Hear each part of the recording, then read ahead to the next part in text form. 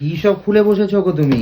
আরে এই দেখো ছাপার শাড়ি খুলতে বসেছি, কারণ তুমি আমাকে আগের দিন বলেছো আমি নাকি একটা শাড়ি পরে ঘুরে বেড়াচ্ছি, এটা আমার ভীষণ খারাপ লেগেছে। তো সেই জন্য ট্রলি খুলে আমি এখন সমস্ত শাড়ি বার করেছি। তো এই যে এই ছাপার শাড়িগুলো আমি পেয়েছিলাম বৌভাতে। আমাদের বিয়েতে না একটাও ছাপার শাড়ি পাইনি, কিন্তু বৌভাতে এই যে সবাই কমেন্ট করছিল যে বৌভাতে নাকি তুমি ছাপার শাড়ি যা পেয়েছো সেগুলো পরবে না বলে লোককে দিয়েছো। লোক তো অনেক কিছু বলে, কি আর বলবো বলো তোমাদের। ছাপার শাড়ি আমি পরবো, কিন্তু ছাপার শাড়ি যেহেতু কড়মড়ে ব্যাপারটা থাকে, ওই জন্যই আমি বলেছিলাম যে ছাপার শাড়ি আমি পরবো না। কিন্তু আমি এই ধরনের নরম শাড়ি পরতে আমি বেশি পছন্দ করি।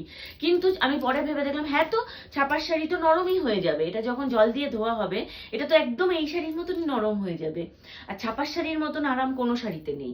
তো সেই কারণে আমি এইটা এখন বার করে করে সব দিয়ে দিচ্ছি। আমাদের যে হাউস হেল্প আছে ওকে দিয়ে দিলে ও আমাকে সুন্দর করে এগুলো মানে একদম কেচে ধুয়ে নরম করে দেবে, তাই না?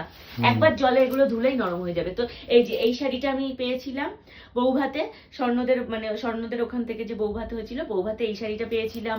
এই যে একটা লাল শাড়ি পেয়েছি, ওই দেখো ওখানে রেখে দিয়েছি।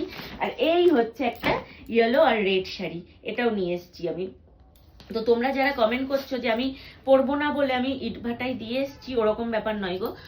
মানে আমি যেহেতু 50খানা শাড়ি আমি একা কেন পরবো, আমার তো মানে 50টা শাড়ি আমি কবে পরে শেষ করব। তো সেই জন্য আমি 50 জন মানুষের সাথে ভাগ করে নিয়েছি।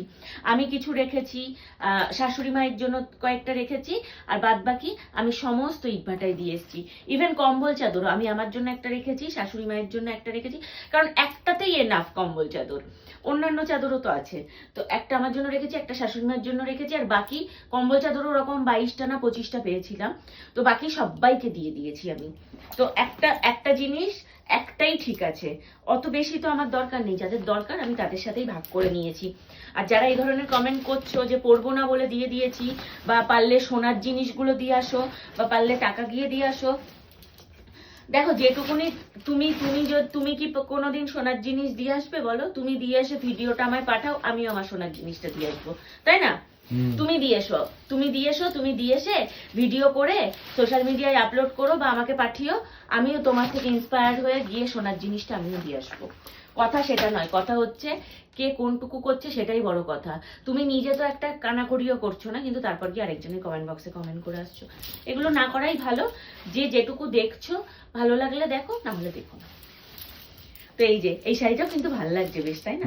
হলুদ চাষ এটা বেশি ভালো, আমি কিন্তু বেছে নিয়েছিলাম। অ্যাকচুয়ালি স্বর্ণ বেছে বেছে নিয়ে এসেছে শাড়িগুলো, যে মানে কোনটা আমাকে ভালো লাগবে। স্বর্ণ চয়েস আছে, এই যে এই একটা নিয়েছে, ওই একটা নিয়েছে, একটা নিয়েছে।